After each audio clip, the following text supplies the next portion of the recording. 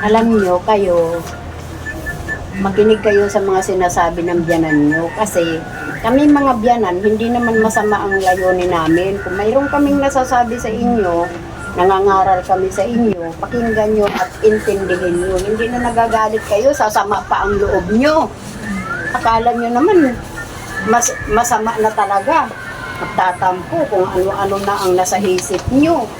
Isipin nyo, tinatama lang kayo. Kasi, mali na, pag mali, mali. Ganon, mag-isip kayo. Kasi darating ang panahon, magkakaroon kayo ng sarili nyong manugang. O, diba? Anong gagawin nyo? Ang magulang kasi habang buhay may responsibilidad mangaral sa mga anak. Hindi lang anak, pati manugang.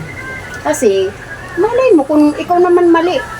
O, pag nagkaroon ka ng manugang, ganon din ang gagawin mo. Paano mo i-apply sa mga manugang mo, sa mga anak mo, kung hindi mo sasabihin sa kanila yung mga nakaraan mo rin, yung mga naranasan mo sa buhay mo, sasabihin mo sa kanila para alam nila kung ano yung tama at mali. Tuturo mo yun sa kanila habang buhay yun.